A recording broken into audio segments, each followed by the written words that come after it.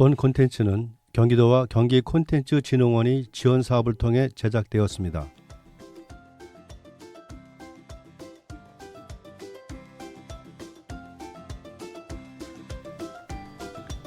다름을 나눕니다. 별별수원입니다.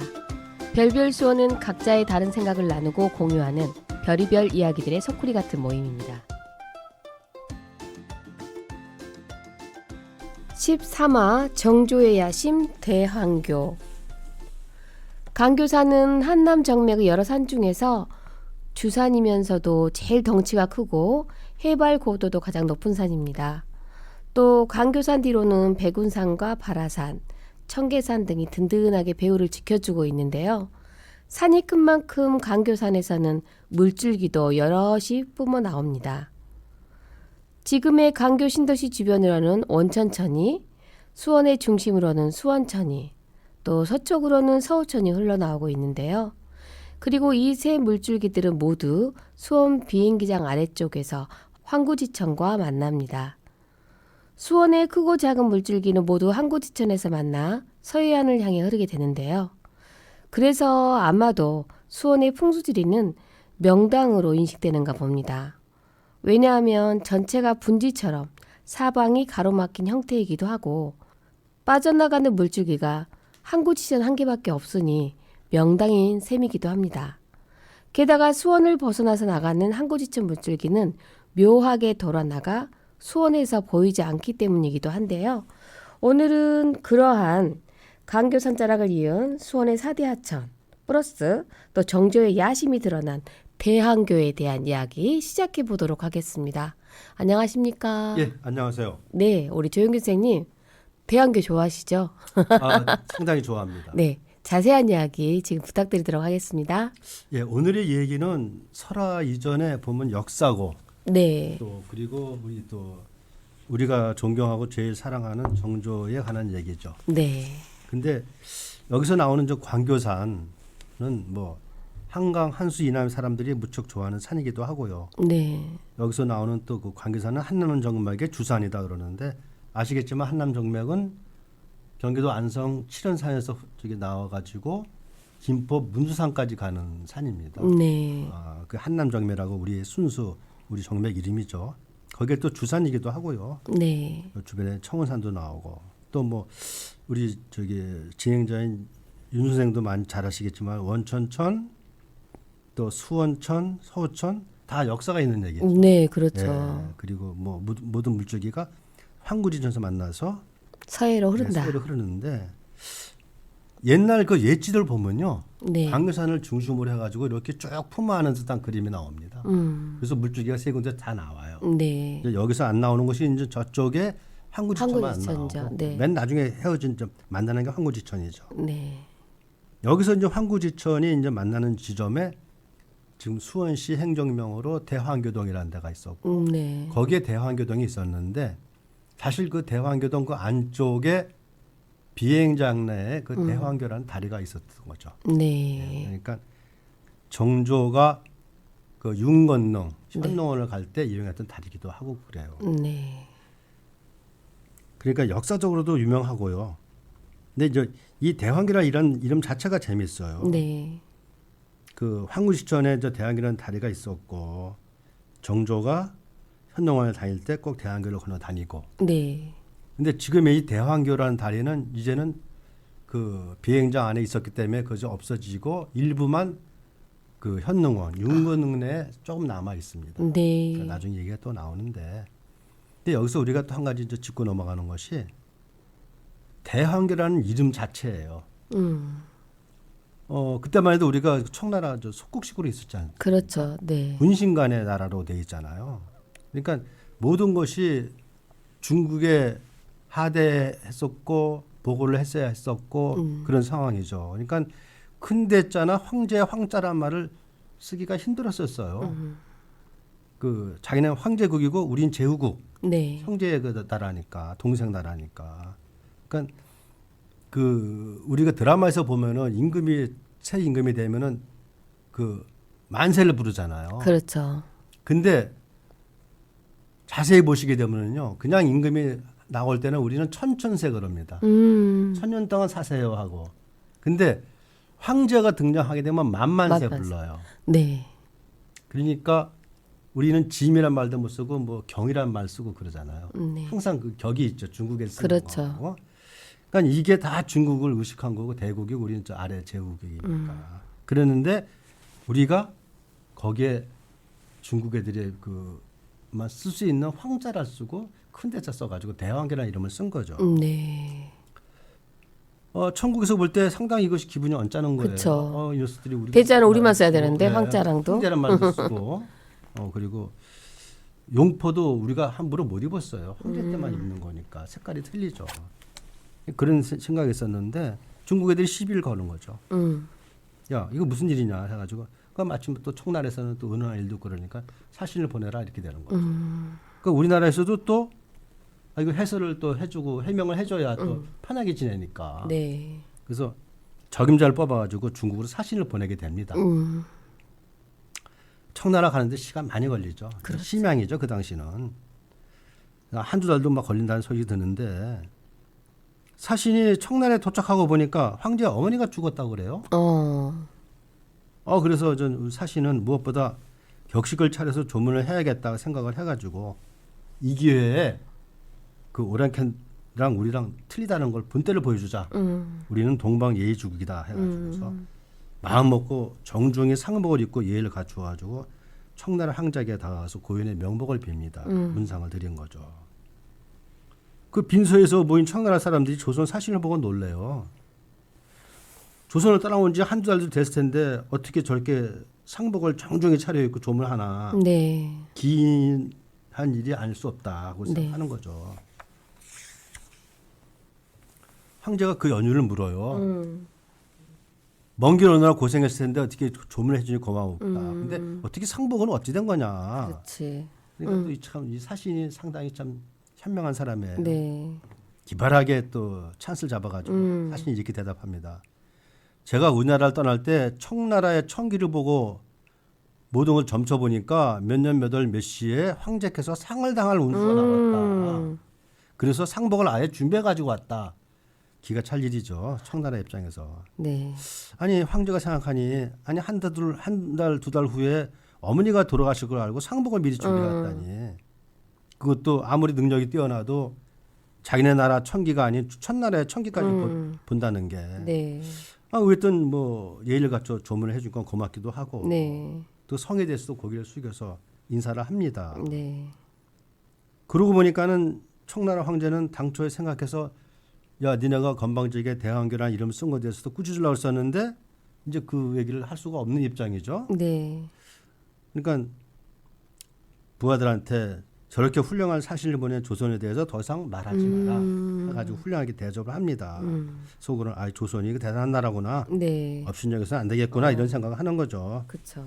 그리고는 오히려 잘못 건드리면 오히려 또 우리가 또 위험할 수도 있겠다. 그렇죠. 자기네 나라 청기를 미리 봤더니 그치. 그렇죠.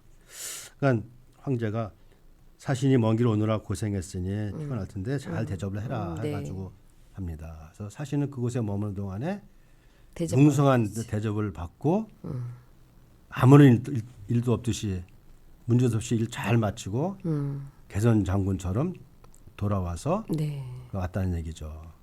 조선에서도 그 예견과 기지가 외교 문제를 해결하는 사실 그 사신의 기지죠. 탁월한 그쵸. 능력이죠. 그래서 해결의 원동력이 됐다는 거죠. 여기서 우리가 이제 이 대왕교가 흘러가는 수원천이라는 걸 한번 좀 볼 필요가 있어요. 네. 여기서도 이제 큰 대자 해가지고 황제 썼는데 네. 아시겠지만 화성을 그 화흥문과 남수물 관통해서 수원천이 흐르잖아요. 그렇죠. 근데 버드네라고 그러기도 해요. 네. 대부분 다 아시는 얘기인데 버드네는 좀 버드나무가 많아서 버드네라는 말도 쓰지만은 꽃장 뻗은 냇가리다. 곧장. 버드네. 그래서 버드네란 말도 네네. 있죠. 그래서 세리동 가게 되면 상류천과 하류천이라는 비석도 있는데 지금은 저기 화성박물관 쪽에 있죠. 그게. 네. 그리고 그 지역에는 그냥 그 모델로 만든 그 비석만 있고. 그래서 지금 세류동도 생겨요. 그리고 또 거기에 또 세류역도 생기고 해서 또 비양정도 생기고 그러는데 제 생각에는 이러한 모든 것들이 물론 세류동이라는 이름은 일제 때 강정계 그 세운 거지만은 나름대로 우연의 일치는 아닌 것 같다. 그 세류영이라는 말이 중국 고사에 나오더라고요. 아, 그래요? 예. 그래서 그리고 나름대로 그러한 것들이 그냥 세워진 건 아니고 정조 때도 세워진 것 같다는 생각을 하는 거죠. 네. 그래서 여기가 우리가 이제 대왕교를 한번 다시 올릴 필요가 있어요. 네. 그 비행장을 확장을 해요. 음. 그 비행장은 일제 때 만들어져 가지고서 6.25 때 저 미군들이 쓰고 지금 우리 그 공군이 쓰고 있지만은 거기에 대왕교가 있었거든요. 네. 거기 주민들이 이제 다 이제 또 이단을 집중 이제 이민을 가고 이주를 하죠. 그래서 그 해체되면서 그 대왕교 다리 일부가 네. 그 지금 현농원 윤건능 입구에 네. 바로 세워집니다. 조그맣게. 음. 그리고 조그만 글씨로 대왕교라고 썼어요. 거길 지나면은 인전 그 윤건능 들어가는데 윤건능 입구에 금촌교라는 조그만 것이 있어요. 네. 근데 그 금촌교라는 건 뭐냐면은 그 거길 넘었으면은 속세가 아니에요. 그런 속세. 의미가 예, 있어요. 그 대가리 그런 의미가 있어요. 어느 능이고 다 그게 있습니다. 네. 네, 그래서 생겼는데 그런 면에서 어떤 나름대로 있다는 것이 어떤 그 나름대로 대왕교. 근데 그 앞에다가는 으뜸원자 써가지고 원대왕교라고 썼어요. 가서 아주 자세히 보시게 되면은 지금은 원래 그 대왕교는 그 폭만 해도 상당히 큰 거로 알고 있는데 거기 있는 거는 불과 한 3m에서 5m 굉장히 짧네요. 조그만 거죠. 네네. 넘어간 데 있으니까 한번 그래서 제 생각에는 그 관심을 가지고 네. 좀 한번 가실 때마다 네. 봐야 한번 보실 필요가 있겠다는 생각을 하고요. 그리고 이 정조의 의지로서 대왕교라는 이름을 썼다는 것 자체가 그 나름대로 정조의 의지가 거기 들어가 있는 굉장히 크게 본 거예요. 윤건능 그렇죠. 쪽을 아버지 사도신사의 그렇죠. 그 묘 그 앞에를 대안교를 썼다는 게 그 정조의 의지가 담긴 다리가 아닌가. 그래서 그렇죠. 그런 생각을 하는 거죠. 그러니까 설화라기보다도 이거는 역사고 우리가 살아있는 그런 얘기다 이런 생각을 하는 거죠. 네. 아, 여기서 우리가 처음에 시작한 수원천에 대한 얘기, 네. 또 수원 화성에 대한 얘기, 네. 또 그리고 원천리천, 서호천, 또 그리고 항구- 수원천 가장 오래된 네. 수원천, 그리고 그걸 품은 항구- 광교산, 강교사. 예, 이런 얘기가 상당히 의미가 있고요. 처음에 시작할 때 그 광교산은 한남 정맥의 주산이고 진산이다. 네. 수원에서는 진산이라고 그러죠. 그렇죠. 근데 그 한남 정맥이라는 걸 우리가 또 보면은요. 안성에서 출발해 가지고서 용인 성산으로 해서 광교산으로 해 가지고 소래로 해서 네. 소래산으로 해 가지고서 부천으로 넘어갑니다. 그래 가지고 김포 문수산까지 가거든요. 근데 부천을 통과할 때 보면요. 산이 없어요.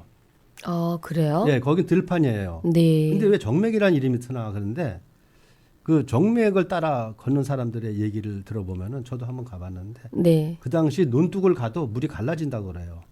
어. 북쪽으로 가는 거는 한강으로 흐르고 논둑 북쪽은 아래쪽은 이쪽에 그거 같은 경우는 이제 이 인천 쪽으로 흘러간다는 얘기가 되겠죠. 그렇죠. 한남 정맥의 의미가 대단한 거죠. 아. 한강 북쪽은 한북 정맥이라고 부르고. 네, 네. 그래서 우리는 그 전에는 교과서에서는 뭐 노령산맥, 차량산맥 뭐 불렀잖아요. 그렇죠. 그거는 이제 일본 아이들이 이름 부른 거고 아. 우리는 그걸 나눠서 한남정맥, 한북정맥 이렇게 나눠서 부르죠. 아, 그게 이렇게 뜻이 되는 거예요. 네네. 저도 몰랐네요. 네. 이런 어떻게. 그래서 그거에서 우리도 좀 새로이 볼 필요가 있다 생각을 해요. 네. 그저 대동여지도에 보면 그게 나오거든요. 네. 그것도 보시고 언제고 한번 대왕교도 한번 가보시고요. 네. 시간 되시게 되면 그런 그 동아리들도 있어요.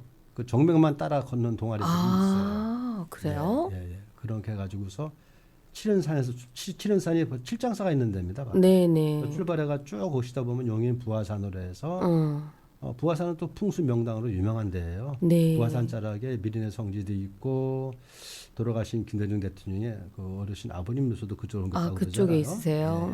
그러니까 명당짜리죠 옛날부터. 네. 이렇게 해서 용인대 뒷산으로 해가지고 성산으로 넘어오는 그런 코스인데 네. 거기도 한번 가보시는 것도 괜찮다는 생각이 들어요. 그러니까 네. 광교산과 대환교와 정조 얘기가 오늘의 이 설화에 아니면 역사 속에 있는 정설이라고 봐지는데 네. 이것이 주제가 아닌가. 네. 그리고 그 큰대자 네. 그런 황제의 그 황자를 썼다는 그런 얘기가 어떤 우리의 그 주체가 살아있는 중국을 상대로 해서 우리의 의지가 있는 그런 다리가 아닌가 네. 하는 생각을 해봅니다. 또 그리고 주민들이 그걸 또 그 당시 행정한 사람들이 일부 돌을 윤건릉 앞에 갖다 세웠다는 거는 그냥 없어지지가 않고 네. 비행장에 그러니까요. 가면은 거기 활주로 끝자락에 네. 조금 그 흔적은 남아 있어요. 네, 네. 그 대환교를 놨던 흔적이 남아 있거든요. 아. 근데 그걸 그대로 없애지 않고 윤건릉 앞에 갖다 그거를 조그맣게라도 네. 했다는 것이 저는 상당히 의미가 있다. 그 나름대로 참 번듯한 일을 했다는 생각을 하는 거죠. 네. 물론 지금은 우리나라 그 국토를 지키는 비행장으로서 역할을 하지만 네, 네. 근데서 다 의미가 있는 거다. 우연의 일치는 아니다는 생각을 해보는 거죠. 그렇죠. 큰 의미가 있다. 그렇죠. 여러분이 그 윤건릉에 가실 때 네. 대안교를 한번 보시고 그렇죠. 오시면 예. 정조의 그 야심도 들여다볼 수 있고. 그 사실 그 대환교동을 넘어가는 다리가 지금도 있긴 있어요. 네, 네. 한국에서 넘어간 다리. 거기서 그 비행장 쪽으로 조금 더 들어갈 수는 없지만은 네. 좀 더 그 11시 방향으로 보시게 되면은 그 군흥이 나오는데 거기가 대환교 자리거든요. 네, 네. 그러니까 그런 것만 좀 생각을 하시는 것도 좀 좋지 않을까 네. 이런 그 의미를 가져봅니다. 네, 알겠습니다. 꼭 가서 대안교를 보도록 하겠습니다. 예. 지금까지 정조의 야심 대안교에 대한 이야기였습니다. 고맙습니다. 예, 수고하셨습니다. 네.